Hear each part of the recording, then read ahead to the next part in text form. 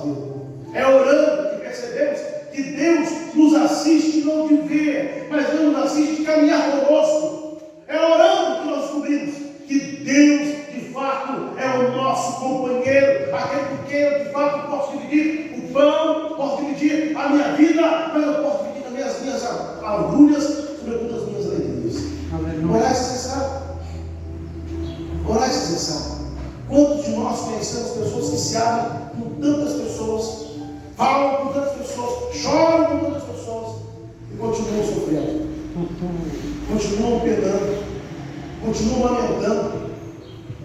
Ah, irmãos, às vezes, digo para você com muita segurança, há muitas e muitas pessoas se abrindo com a pessoa errada, falando com pessoas erradas, chorando com gente errada.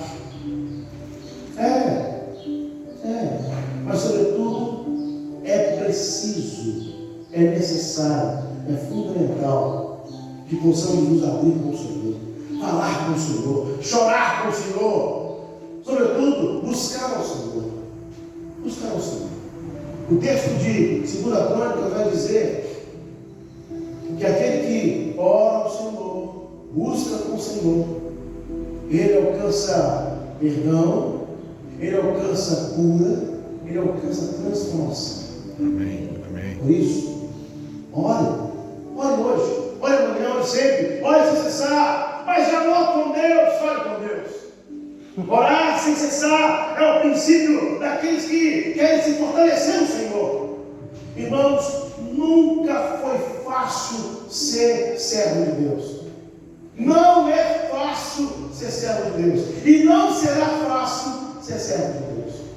Porque o servo de Deus, ele é sempre visto de uma outra forma. Todos podem errar, mas quando o servo erra, todos podem fazer o que quiser, mas quando o servo faz, e em meio a tanto orar sem cessar, ao escrito de Paulo nos leva a entender que ora para que você seja fortalecido no Senhor. Ore para que você não seja alvo de Satanás e seus anjos. Ore para que as dores e as agulhas da vida não te façam reféns.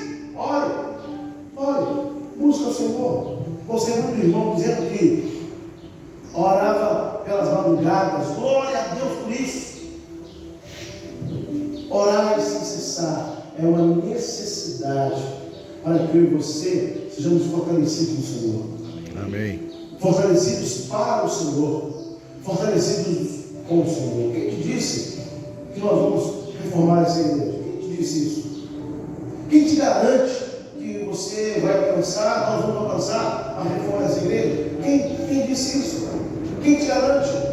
O Senhor nos garante. Aleluia! O Senhor nos inspira. Amém, amém, amém. O Senhor nos motiva. O Senhor aguça a nossa visão e nos faz dar um passo, 2 passos, 10 passos, para que a obra do Senhor seja realizada, para que objetivos sejam alcançados. Quem disse, Senhor, que você vai ser feliz na sua casa, junto com a sua família? Quem te garante isso? O Senhor te garante.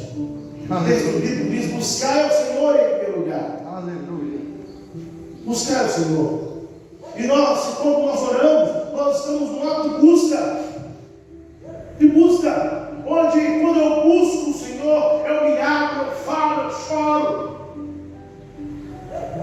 E o texto de Mateus continua dizendo: as outras coisas nos serão acrescentadas. Amém. Objetivos serão alcançados. Realidades serão vividas. Um novo tempo nós alcançaremos. É aquilo que nós temos pedido hoje, agora, no Senhor. O processo se inicia. E muito em breve, aquilo que nós apenas almejamos, os nossos olhos verão, porque o Senhor é conosco para nos abençoar. Amém, amém, amém. Ah, irmãos, orai sem cessar, para que o povo de Deus seja vitorioso. Orai sem cessar, para que os nossos sonhos não sejam apenas sonhos, mas sejam verdades em nossa vida. Amém, amém. são realidades em nossa vida. Orai sem cessar, para que possamos ser testemunhas vivas do amor de Deus para conosco.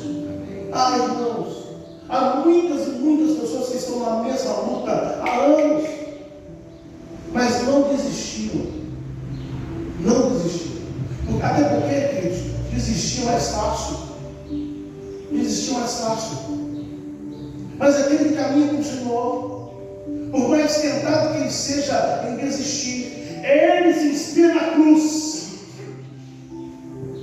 E entende que a cruz não é apenas um objeto, não é apenas um símbolo, mas a cruz é a expressão da vitória daquele que morreu por mim, morreu por você, morreu por nós. Filho, vale a pena caminhar, vale a pena dar um passo, vale a pena continuar. Não desista. Deus é com essa igreja, Deus é com o pastor, Deus é com nós, Deus é com o povo, Deus é conosco. Aleluia. Deus é conosco. Deus é conosco. Amém. Ore e busque o Senhor, porque o Senhor é aquele que não está surdo e não está cego ao nosso respeito. Quero terminar, meu irmão. Quero terminar dizendo que é preciso orar para que possamos ser testemunhas vivas do amor de Deus. O império continua olhando para cada um de nós. Olha, o império olha para nós para dizer: eu não te falei? Eu não te falei que você não conseguia? Eu não te falei que você não chegava a lugar nenhum? Eu não te falei que você não seria nada? Eu não te falei? É o império. E o império ele não se evidencia aqui em Paulo, não. Quando Deus falou com Moisés, vá ao faraó e diga ao faraó que o eu sou disse para que ele pudesse libertar o povo. Aleluia. Moisés então se aproxima do faraó, em meio às suas limitações também. O faraó duvida que Moisés é enviado de Deus. E Moisés então toma um cajado. E o cajado se torna em quê? Uma cobra. E que o faraó diz: vamos furar essa situação aí, os meus criados também fazem. Aí traz o criado, aí levaram o criado tomou um cajado, jogou e também se transformou numa cobra. Irmãos, olha, esse é o império.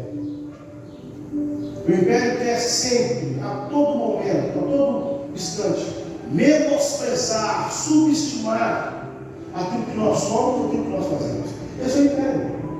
Esse é o império. E com certeza você conhece o império muito de próximo, muito de perto. Mas em meio às serpentes que ali estavam, prevaleceu a serpente de Moisés. De Moisés. Irmão, sabe o que isso me ensina? Que ninguém, absolutamente ninguém, por mais que o império tente menosprezar, subestimar aquela ou aqueles que são do Senhor, vão se levantar para cair, porque o Senhor continua conosco. Aleluia. Deus não nos desampara, Deus não nos abandona, Deus continua conosco. E aquele testemunho de Moisés foi sim algo que não apenas impressionou o faraó, mas o fez repensar e o fez acreditar que ali estava um representante já do reino de Deus. Aleluia. Já do reino de Deus. Quando olhamos para as nossas vidas e começamos a entender que há um império fora daqui, que tenta a todo momento, a todo instante, nos subestimar, nos menosprezar, dizer que nós não vamos conseguir, que nós não somos ninguém, que nós, meu irmão, entenda, Deus é com você. Amém. Deus é com a sua família. Amém. Deus é contigo. Amém. Irmãos, eu tinha 14 anos quando eu disse: eu vou ser pastor. Eu lembro que os colegas riram de mim. Você, que nada, rapaz. Riram, contaram piada. Porque a princípio a gente tem essa impressão, né? Pastor é aquele homem sério, que não fica ninguém. Né? Bom, é apenas uma impressão. É apenas uma impressão.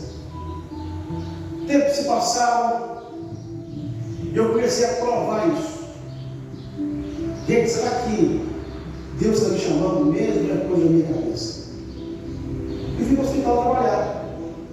Tentei ser militar, músico do exército, deu tudo errado. Eu passei todas as provas. Mas o capitão, lembro como fosse hoje, o capitão Guerra, disse para mim: olha, eu não sei porquê, mas você não é para estar aqui. Baixei a cabeça, muito aborrecido, muito triste, e voltei para casa. Porém, apareceram aí algumas provas da Polícia Militar de Minas Gerais para fazer, fiz as provas, passei